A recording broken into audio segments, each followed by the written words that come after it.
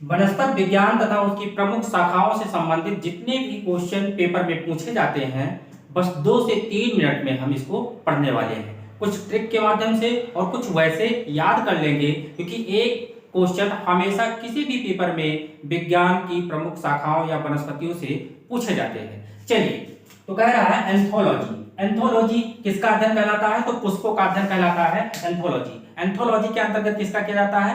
पुष्पों का अध्ययन किया जाता है। अगर फूलों की बात आती है, पुष्पों की बात आती है, तो एंथोलॉजी। तो एंथोलॉजी के अंतर्गत किसका अध्ययन किया जाता है? पुष्पों का अध्ययन किया जाता है। पुष्पों का अध्ययन क्या कहलाता है? एंथोलॉजी कहलाता है। चलिए, दूसरा है डेंड्रोलॉजी।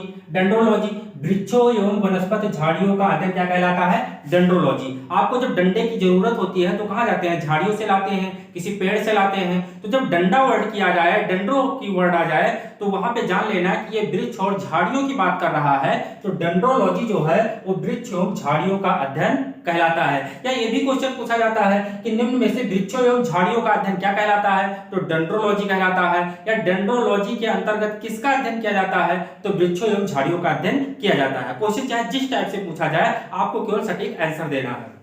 उसके बाद है इकोनॉमिक बॉटनी। इकोनॉमिक बॉटनी मतलब ये आर्थिक की बात कर रहा है। तो आर्थिक पौधे कौन से हैं? गन्ना है, चाय है, तंबाकू है, ऐसे बहुत से सारे आर्थिक वाले पौधे हैं जिससे हमको आर्थिक आमदनी होती है। तो वो है आर्थिक महत्व के पौधों का अध्ययन किया जाता है। जैसे ही इकोनॉमिक वर्ड आएगा, आप समझ लेना कि आर्थिक पौधों की बात कर रहा है जिससे हमको आर्थिक इनकम होती है।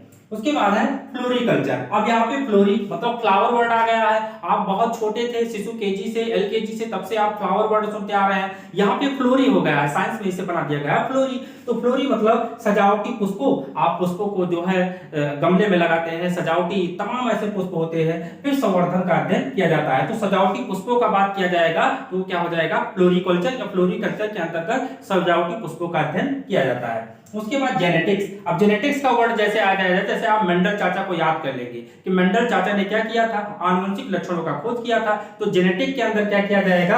आनुवंशिक विभिन्नताओं का अध्ययन किया जाता है। जेनेटिक्स के अंतर्गत क्या किया जाता है? आनुवंशिक विभिन्नताओं का अध्ययन किया जाता है। मेंडल चाचा को याद कर लेंगे, तुरंत ये आंसर आपको मिल जाएगा।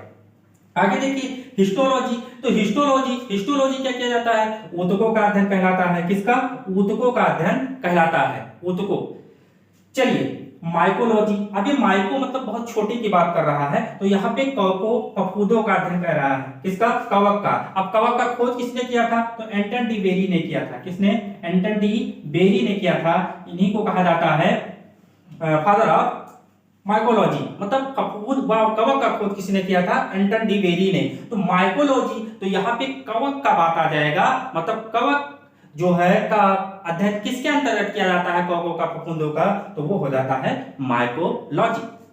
उसके बाद फाइकोलॉजी। अब ये क्या किया? फाइकोलॉजी। तो फाइकोलॉजी शैवालों का अध्ययन कहलाता है। जो ब्लू ग्रीन एल्गी होते हैं उनका स्टडी हम किसके अंतर्गत करते हैं? उनका स्टडी हम करते हैं फाइकोलॉजी के अंतर्गत। उसके बाद मार्फेकोलॉजी। मार्फेकोलॉजी। अब मार्फेकोलॉजी तो यहाँ पे जैसे ही फार्मेकोलॉजी, फार्मेकोलॉजी तो यहाँ पे फार्मेसी वर्ड का यूज आ गया। अब फार्मेसी कहाँ पे आता है? दवाओं में आता है।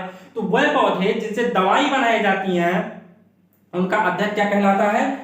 फार्मेकोलॉजी। मतलब फार्मेसी वर्ड आ गया। तो यहाँ पे फार्मेसी वर्ड में दवाओं का उपयोग किया जाता है, दवाइयां बनाई जाती है। तो यहाँ पे औषधीय पादपों का अध्ययन किया जाता है, फार्मेकोलॉजी। उसके बाद है वायरोलॉजी। वायरोलॉजी, वायरोलॉजी मतलब वायरस क्या आ गया? वायरस आ गया। तो इसका विषाणुओं का अध्ययन किया जाता है। अगर पूछ लिया जाए कि वायरस का खोज किसने किया था? तो आयोनोस्की ने किया था वायरस का खोज।